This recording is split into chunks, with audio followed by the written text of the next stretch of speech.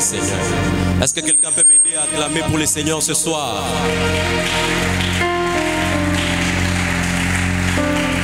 Non, acclame très bien parce que jusqu'ici, je n'ai pas encore entendu quelqu'un acclamer.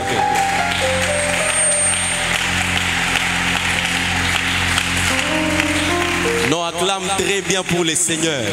C'est lui qui est mort à la croix pour toi. Les ressuscités du 3e jour. Est-ce que tu peux pas acclamer très bien pour le Seigneur?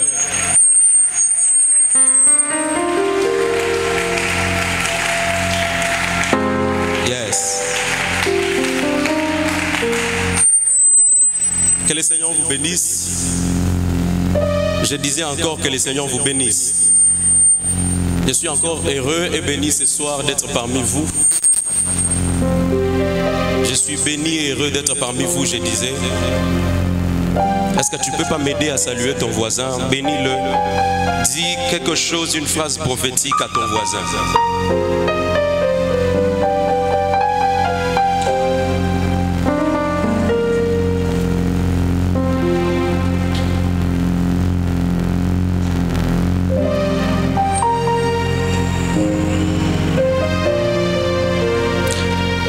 Nous allons lire la parole du Seigneur. Nous sommes dans le livre d'Apocalypse 22, le verset 7. On honore la parole du Seigneur, nous nous tenons debout. La Bible dit: et voici, je reviens bientôt. Heureux celui qui garde les paroles de la prophétie. J'aimerais que quelqu'un m'aide à souligner les concepts, les paroles de la prophétie de ces livres. On acclame pour le Seigneur et on se rassoit. J'étais en train de dire, on acclame pour le Seigneur. Amen. J'ai dit merci à Dieu pour cette opportunité. Et j'ai dit aussi merci au prophète Elijah, un homme de Dieu très bien. Je crois on s'est vu à Djobour depuis décembre. On a eu à passer de très bons moments dans la présence du Seigneur. C'est un homme de Dieu que j'aime bien. C'est un compagnon de lutte. C'est un homme de Dieu que le Seigneur a eu à me parler personnellement, que j'honore énormément sa grâce. Amen. Et aussi mes remerciements sont aussi tournés vers vous. Vous tous qui avez pris la peine de venir ce soir pour écouter la parole du Seigneur, que le Seigneur vous bénisse. Alors, il y a une portion des Écritures trop dangereuse que nous allons exploiter ce soir. Quand j'ai vu les thèmes et quand j'ai vu les passages d'Apocalypse 22, j'ai senti comme qui dirait des frissons. J'ai senti comme qui dirait des frissons. La Bible est en train de dire: heureux celui qui garde les paroles de la prophétie de ces livres. Si vous regardez de plus près ces versets, vous allez voir qu'il y a des mots et des concepts clés qui sont épinglés par la parole. Vous allez voir, les premiers concepts, c'est les concepts gardés. Est-ce que quelqu'un ne peut pas me dire garder? Les premiers concepts, c'est les concepts gardés. La Bible dit: heureux celui qui garde la parole de la prophétie.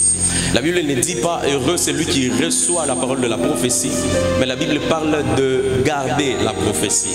J'aimerais directement introduire à quelqu'un que garder est plus difficile et compliqué que recevoir. Est-ce que je peux recevoir un amen?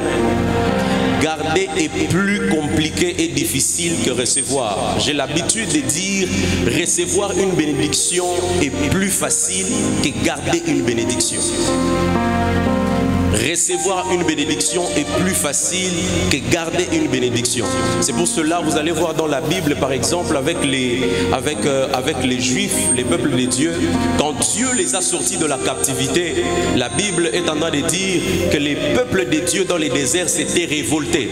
Parce que les peuples de Dieu ne parvenaient pas à garder la délivrance ou garder l'état des choses dans lesquelles Dieu les avait mis. Comme pour dire, il est plus compliqué de garder que de recevoir. Amen, amen. Je vais aussi dire à quelqu'un ce soir: recevoir une parole de Dieu n'est pas un problème. Mais ce qui qui est important, c'est de garder la dite parole de Dieu que vous avez reçue. Est-ce que je peux recevoir un amen? Beaucoup de chrétiens aujourd'hui reçoivent beaucoup de Dieu, mais beaucoup de chrétiens aujourd'hui ne savent pas garder avec Dieu. Amen, amen. Vous allez voir, j'ai l'habitude de dire, la chose la plus compliquée avec Dieu, ce n'est pas marcher avec Dieu. La chose la plus compliquée avec Dieu, c'est de garder la marche avec Dieu. Amen, amen. Écoutez, c'est pour cela quand vous lisez par exemple les livres de Genèse, vous allez comprendre une chose. Vous allez voir à chaque fois que la Bible parle des héros de la foi, la Bible souvent précise le nombre d'années avec lesquelles ils ont marché avec Dieu. Par exemple, Dieu a précisé clairement le nombre d'années qu'Enoch avait marché avec lui. Parce que même pour Dieu, il est plus important de déterminer jusqu'à combien, jusqu'à quand un chrétien a gardé Dieu. Le problème n'est pas de recevoir, le problème c'est garder. Amen, amen. Est-ce que je peux recevoir un amen intelligent? Est-ce que je peux recevoir un amen prophétique? Un bébé ne parvient pas à garder. Celui qui peut garder, c'est quelqu'un qui a déjà compris la chose de Dieu. Je peux recevoir un autre amen. Celui qui garde, c'est celui qui a déjà reçu la chose de Dieu. Vous allez voir, c'est pour cela même dans la Bible dit qu'un jour, Jésus-Christ parlait à ses disciples. Et Jésus-Christ parlait des propos que certains disciples ne pouvaient pas digérer. La Bible est en train de dire qu'un jour, il parlait de manger sa chair et de boire son sang. La Bible dit que quelques disciples l'avaient quitté. La Bible précise que beaucoup de disciples l'avaient quitté ces jours-là. Et quand Jésus-Christ se retourne pour regarder les autres qui étaient restés, les autres lui ont dit: qui irons-nous? C'est toi qui as les paroles de la vie. Écoutez, le problème, ce n'est même pas de marcher avec Christ. Le problème, c'est de garder Christ qu'on a reçu. Est-ce que je peux recevoir un amen? Combien aujourd'hui ont reçu une parole de Dieu? Combien aujourd'hui ont reçu la bénédiction de Dieu? Mais quand tu fais un scan, quand tu checkes ta propre vie, est-ce que jusqu'ici tu as déjà gardé les choses que Dieu t'a déjà données? Garder est plus compliqué que recevoir. Beaucoup de chrétiens aujourd'hui ont beaucoup reçu de la part de Dieu, mais trop peu ont gardé de la part de Dieu. Je peux recevoir un autre amen. C'est pour cela, dans la parabole des talents, quand le roi rentre dans la parabole des talents, j'aime une chose, le roi demande les rapports de ce que ses serviteurs ont fait des talents. Écoutez, au ciel, on sera jugé par rapport à ce que nous avons reçu et par rapport à la manière dont nous avons gardé ce qu'on a reçu de la part de Dieu. Écoutez, ce qui intéressait les rois dans la parabole des talents, c'était la façon dont ses disciples et ses serviteurs avaient géré les talents. Les problèmes étaient dans la gestion, comment ils avaient géré les talents. Écoutez, au ciel, il y a des chrétiens qui entreront au ciel, mais ils auront des problèmes avec Dieu parce qu'ils n'ont jamais su gérer ce que Dieu les avait donné. Je peux recevoir un amen. Le problème, c'est gérer ce que Dieu nous a donné. C'est pour cela, quand vous approchez encore dans la Bible, il y a une autre histoire qui nous apprend. C'est l'histoire de Moïse. Quand vous regardez de plus près l'histoire de Moïse, vous allez voir à un moment, le jour de l'appel de Moïse, Dieu demande à Moïse: qu'est-ce que tu as en main? Moïse regarde et dit: là, il a un bâton. Vous allez voir, c'est les mêmes bâtons. C'est les mêmes bâtons que Dieu a utilisés pour frapper avec la mer Rouge. C'est les mêmes bâtons qui s'est retrouvé dans la tente d'assignation. Comme pour dire, Dieu utilisera ce que tu as gardé. Ce qu'il t'a donné, c'est ce qu'il utilisera pour rendre toujours effectif ton ministère. Amen, amen. La plupart des chrétiens et la plupart des serviteurs de Dieu sont à la recherche de nouvelles choses. Écoutez, Dieu fait de nouvelles choses par rapport à ce que vous détenez déjà. Écoutez, même quand Élisée est entré dans la maison de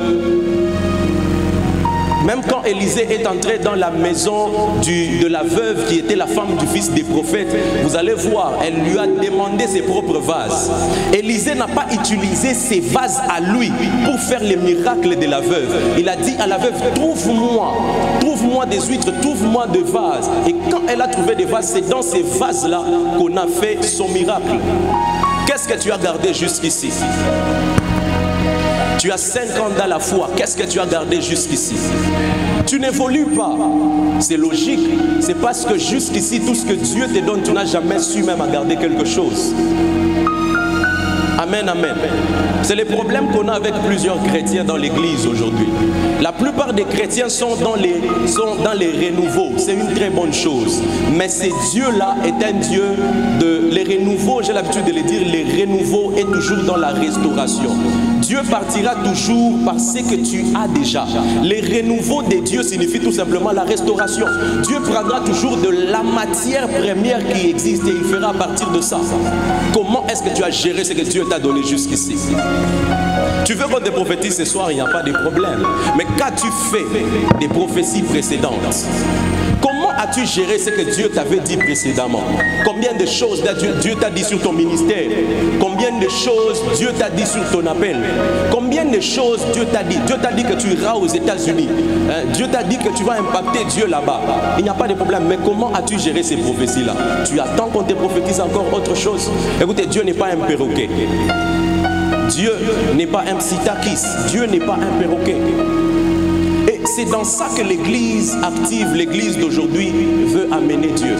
J'aimerais dire à quelqu'un, qu'as-tu gardé des dieux jusqu'à aujourd'hui?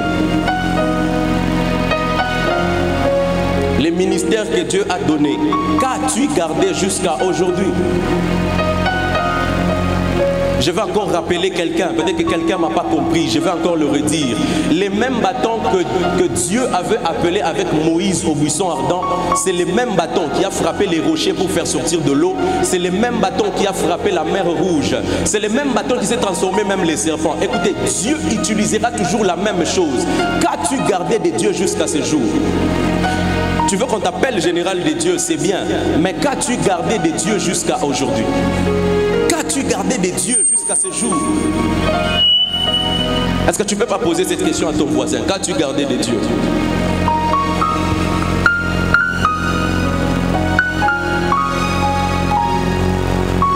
Écoutez, j'ai l'habitude de dire souvent, même aux chrétiens et à la plupart des gens, j'ai l'habitude de dire une chose, je dis souvent, avec Dieu, souvent, c'est souvent, j'ai l'habitude de dire, jeûner, prier, c'est facile. Garder, conserver, attendre. Ces trois verbes sont trop compliqués pour la vie chrétienne, même pour les ministères. C'est pour cela que vous allez voir, même pour les patriarches, Abraham, c'était compliqué d'attendre. Il est parti chercher Ismaël. Qu'as-tu gardé jusqu'ici? Garder, conserver, attendre. Ces trois verbes sont toujours à conjuguer à chaque nouvelle saison de notre vie et à chaque nouvelle saison de notre ministère. Qu'as-tu gardé jusqu'ici? Est-ce que je peux recevoir un amen prophétique? Est-ce que je peux recevoir un autre amen prophétique? Il y a une autre phrase qui me choque aussi dans la parole de Dieu. C'est la phrase « Je viens bientôt ». La phrase « Je viens bientôt ». La phrase « Je viens bientôt ». Écoutez, j'entends souvent beaucoup d'évangélistes, partout où je passe, ils disent souvent « Jésus revient bientôt ». Mais j'ai comme l'impression que la plupart des chrétiens n'ont jamais perçu l'essence exacte de la phrase « Je reviens bientôt ». Je reviens bientôt. Écoutez, quand la Bible parle de revenir bientôt, quand Jésus-Christ dit « Je reviens bientôt », c'est un seul mot, c'est un seul concept. En grec, c'est le concept « chion ». Ça signifie tout simplement revenir plus rapidement. Ça veut dire plus rapidement. Donc plus rapidement. De la même façon que la lumière, la vitesse de la lumière, il dit je reviens plus rapidement que vous ne pouvez les penser. C'est comme pour dire, il a utilisé ces concepts pour rappeler chaque jour aux chrétiens de toujours sonder les temps. De toujours sonder les temps, de toujours sonder la saison, pour toujours se disponibiliser au retour de Christ. Amen, amen. Amen, amen. Amen, amen. C'est que les chrétiens doivent marcher avec la conscience du retour de Christ. Les chrétiens doivent marcher avec la mentalité du retour de Christ. Et c'est ça qui nous manque la plupart d'entre nous. La plupart d'entre nous, nous agissons comme si nous connaissons les lendemains. La plupart d'entre nous, nous agissons comme si nous avons du temps. Écoutez, on n'a pas du temps. La Bible dit, rachetons le temps car les jours sont mauvais. La Bible le dit parce que tout simplement, Christ nous rappelle qu'il revient très rapidement. Amen, amen. Christ revient très rapidement et l'église doit être alertée. La bonne nouvelle doit être prêchée. Les âmes doivent être fortifiées et les familles doivent être transformées. Nous devons faire les choses avec la vitesse de la lumière parce que tout simplement Christ nous rappelle qu'on n'a pas le temps. Amen, amen. On n'a pas le temps. On n'a pas le temps. Et c'est plus qu'un concept avec lequel les chrétiens doivent marcher.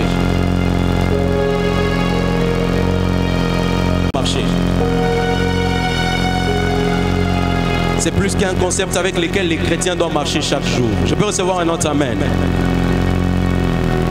Alors, vous devez comprendre une chose. La Bible dit, heureux, voici, je viens bientôt. Heureux celui qui garde les paroles de la prophétie de ces livres. J'aimerais aussi expliquer quelque chose très rapidement. La Bible parle de la parole de la prophétie. En fait, la parole de la prophétie, en fait, c'est quoi? Parce qu'aujourd'hui, même un enfant de la rue, il se tient devant toi pour te dire, Dieu m'a dit, je veux te prophétiser. Et on a comme l'impression que la plupart ne comprennent pas et ne sentent pas vraiment c'est quoi la prophétie. En fait, vous devez savoir une chose que d'abord, la prophétie est un discours qui émane de l'inspiration de Dieu. C'est un discours qui émane de l'inspiration divine. La prophétie est une déclaration du dessein de Dieu. La prophétie est un discours du dessein de Dieu. La Bible dit les plus importants dans la prophétie souvent parlera de remettre la personne sur la voie ou de fortifier la personne. C'est ça le but de la prophétie. La prophétie parle du dessein et le dessein n'est pas dans les passés. Le dessein est dans les présents et dans les futurs. Et c'est ça la prophétie. Écoutez, qu'on ne vous trompe pas, quand on parle de la parole de la prophétie, on parle de l'inspiration de Dieu. Aujourd'hui, la plupart des paroles qu'on reçoit ne sont pas source de l'inspiration de Dieu, mais sont source de l'inspiration de notre propre homme. Est-ce que je peux recevoir un amen? Et c'est trop important que l'Église puisse comprendre ces choses. Parce que si nous ne comprenons pas ces choses, nous serons déçus. Et si nous ne comprenons pas ces choses, nous allons recevoir la mauvaise sémence qui nous empêchera de vivre pleinement notre vie en Dieu. Je peux recevoir un autre amen. Prochainement, avant de prophétiser, rappelle-toi de ce que la prophétie signifie. La prophétie ne signifie pas donner le numéro de quelqu'un, ce n'est pas la prophétie. La prophétie ne signifie pas dire à la personne ce qu'elle a fait hier. La prophétie signifie donner les desseins de Dieu. Parler du plan salvateur de Dieu, c'est ça la prophétie. Je peux recevoir un autre amen. La prophétie signifie exposer les secrets du cœur de Dieu, c'est ça la prophétie. La prophétie signifie rendre l'évangile pragmatique. C'est ça la prophétie. La prophétie signifie espionner les plans de Dieu pour ta vie. C'est ça la prophétie. La prophétie signifie avoir de l'avance sur la réalité actuelle. C'est ça la prophétie. La prophétie signifie entrer en possession de la connaissance éternelle de Dieu. C'est ça la prophétie. Écoutez, quand vous rentrez dans la Bible, il y a eu des grands prophètes, dont notamment les théologiens appellent les Névim. Les Névim sont les grands prophètes de l'histoire de l'Église, de l'histoire de Juifs. Mais vous devez savoir une chose, l'un des grands prophètes dans les Névim est le prophète Ésaïe. Quand vous regardez le ministère du prophète Ésaïe, vous allez remarquer une chose, que le ministère du prophète Ésaïe a été un ministère prophétique caractérisé par une prophétie christocentrique. Une prophétie christocentrique. Ésaïe a prophétisé sur Christ comme personne auparavant ne l'a fait. Et vous allez voir, la plupart des prophéties du prophète Ésaïe se sont réalisées plusieurs siècles après. Parce qu'Ésaïe a existé moins 700 avant Jésus-Christ. Et vous allez voir, c'est après quelques siècles que ces prophéties se sont réalisées. Imaginez-vous si vous étiez né à l'époque d'Ésaïe. Vous alliez dire que c'est un faux prophète. Écoutez, les vrais prophètes exposent les plans éternels de Dieu, les plans salvateurs de Dieu. Écoutez, je ne refuse pas. La force du prophète est dans les temps. Mais vous devez savoir que les temps est élastique. Il peut même arriver que nous puissions passer. Mais la parole prophétique ne passe pas. C'est pour cela qu'il n'y a pas de faux prophètes, il n'y a pas de prophètes qui tapent à côté. Peut-être que cette prophétie-là qu'il est en train de donner va se réaliser un siècle après. Ou d'autres siècles après. C'est ça Dieu, c'est ça les prophétiques. Vous imaginez, il y a eu quelqu'un comme David, l'un des grands prophètes qui ont prophétisé sur les ministères de Christ. Les gens qui ont beaucoup plus prophétisé sur le ministère de Christ, David en fait partie. Et vous allez voir, David est l'arrière-arrière-grand-père de Christ. Mais il a eu à prophétiser. Vous vous imaginez, la plupart des prophéties de David étaient des prophéties qui allaient se retrouver dans ses petits-fils. N'ai jamais négligé la parole de la prophétie. Elle peut traîner, mais sache qu'elle vient de Dieu. Elle peut ne pas être confortable, mais sache qu'elle vient de Dieu. Elle peut te demander de te repentir, sache qu'elle vient de Dieu. Elle peut être contre ce que tu n'aimes pas, mais sache qu'elle vient de Dieu. C'est la parole de la prophétie. Et aujourd'hui, les chrétiens n'aiment pas la parole de la prophétie, mais les chrétiens aiment la parole qui lui est confortable. On veut qu'on nous prophétise ce qu'on a envie d'entendre. Ça, c'est plus Dieu. Ça, c'est plus Dieu. La parole de la prophétie est christocentrique. Elle dépend de la volonté unique du souverain Dieu. C'est ça la prophétie. La prophétie ne dépend pas de nous humains. La prophétie ne dépend pas de nos attentes. La prophétie ne dépend pas de nos sensations. Mais la prophétie dépend de Dieu et de sa volonté à elle seule. Écoutez, c'est pour cela que Christ a aussi défini la prophétie de sa façon. Il a dit une chose que j'aime quelque part. Quand il parle du Saint-Esprit, il dit qu'il est avantageux que je m'en aille. Parce que si je ne m'en vais pas, je ne vous enverrai pas les consolateurs. Mais écoutez, à un niveau, Christ essaye d'expliquer clairement la tâche du Saint-Esprit. Il dit, il prendra tout ce qui est du Père et vous l'annoncera. Il prendra tout ce qui est du Père et vous l'annoncera. Comme pour dire, à chaque fois que tu écoutes la voix de la prophétie de Dieu, tu es en train d'entrer en possession de la mentalité de Dieu lui-même sur ta vie, de la pensée et de la vision claire de Dieu sur ta propre vie. C'est ça la prophétie. C'est ça la prophétie. C'est ça la prophétie. Je peux recevoir un amen. Écoutez, aujourd'hui, pour parler d'un grand prophète, sûrement c'est parce qu'il donne un numéro, c'est parce qu'il parle de mon passé. Non, ça c'est la parole de la connaissance. La vraie prophétie, elle est christocentrique. La vraie prophétie, elle parle de l'évangile. La vraie prophétie révèle Christ au-dedans de toi. C'est ça la vraie prophétie. C'est ça la vraie prophétie. Je ne m'attaque pas à ces choses. Je ne m'attaque pas à ces choses, prophète. Nous sommes dans ces choses. Je suis prophète, nous sommes dans ces choses. Mais il faut que l'Église puisse comprendre deux choses.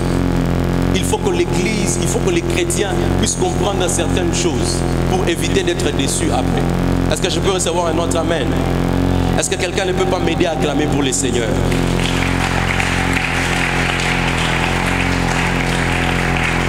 Non, aide-moi à acclamer très bien pour les seigneurs.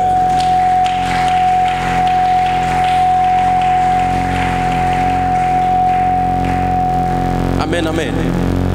Amen, amen. Est-ce que tu ne peux pas regarder ton voisin? Regarde ton voisin et dis-lui, est-ce que tu as compris ce dont on a parlé? Si tu sens que ton voisin n'est pas prophétique, tourne-toi sur celui qui est derrière. Si tu sens que ton voisin n'a pas la sensibilité prophétique, change-le. Regarde un autre voisin et pose-lui la question.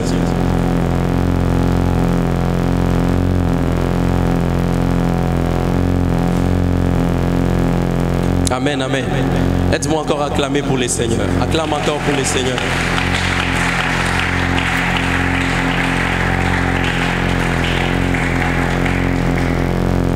Et l'une des choses que les seigneurs étaient en train de me dire, notamment depuis l'année passée, le Seigneur m'a parlé sur beaucoup de choses.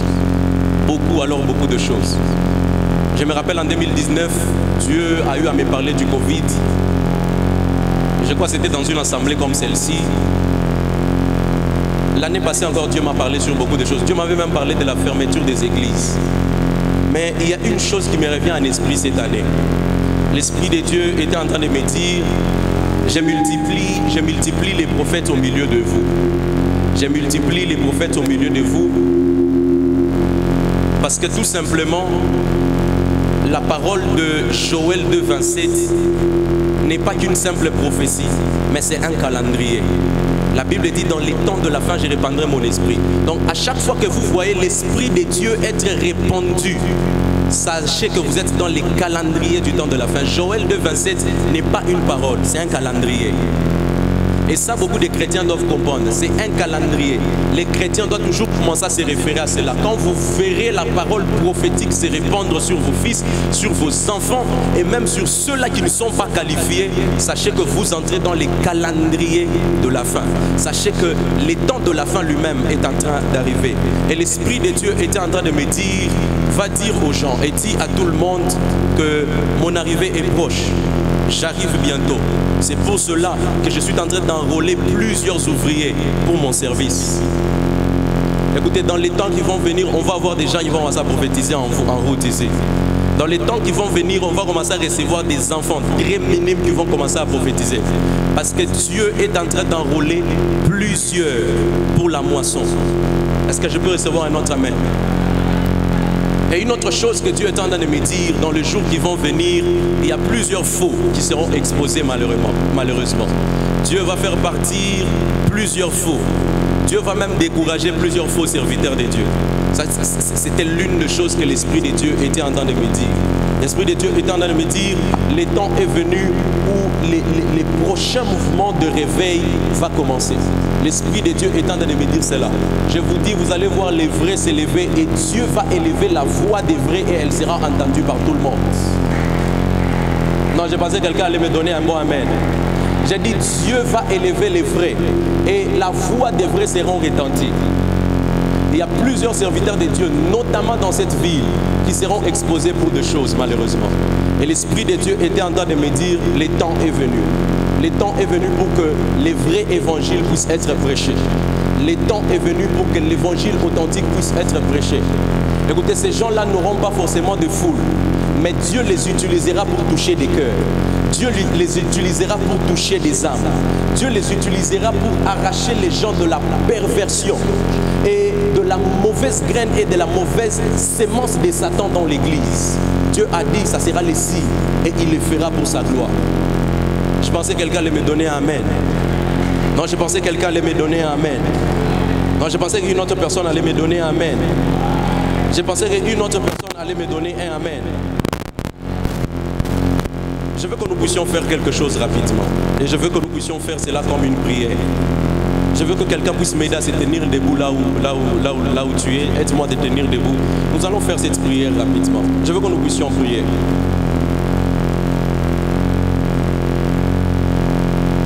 Avant de prier, je veux vous dire quelque chose d'important. Nous avons parlé de tous ces concepts, nous avons parlé de la prophétie. Mais j'aimerais que tu puisses prier pour une chose. Écoutez, l'une des choses, moi j'ai l'habitude de dire, l'une des choses qui filtre toujours les paroles que nous recevons, c'est notre cœur. La Bible répète plusieurs fois de veiller sur notre cœur. La Bible nous parle toujours de garder notre cœur. Parce que les cœurs filtrent toujours chaque parole que nous recevons. Écoutez, même l'évangile que nous recevons, Christ nous dit dans une des paraboles, il parle de la parabole de la sémence. Il dit une sémence était tombée sur terre. Et la Bible dit que la terre c'est les cœurs. Écoutez, même pour conserver la parole de la prophétie qui est Christ au-dedans de toi, tu as besoin d'avoir un cœur qui est disposé et un cœur très bon pour conserver cette parole. Ce qui conserve la parole de Dieu, c'est ton cœur. Ce qui conserve, c'est que Dieu est en train de te dire, c'est ton cœur. Ce qui conserve, même ce que Dieu est en train de parler ou ce que Dieu avait déjà dit, c'est ton cœur. J'aimerais que quelqu'un puisse faire cette prière-là. J'aimerais que tu prophétises sur ta propre vie, que tu dis, Seigneur, donne-moi un cœur. Un cœur qui sera à mesure de filtrer chaque parole. Un cœur qui sera à mesure, Seigneur, de garder toutes ces choses que tu m'as dites il y a des années. Un cœur qui sera à mesure, ô éternel Dieu, de garder les valeurs que tu m'avais données pour mon appel et pour mon ministère. Un cœur qui sera à mesure, éternel Dieu, d'être toujours disposé à m'aligner au Seigneur sur les sentiers de ma destinée. Est-ce que quelqu'un ne peut pas commencer à élever sa voix? Quelqu'un ne peut pas commencer à élever sa voix. Élève ta voix et commence à faire cette prière.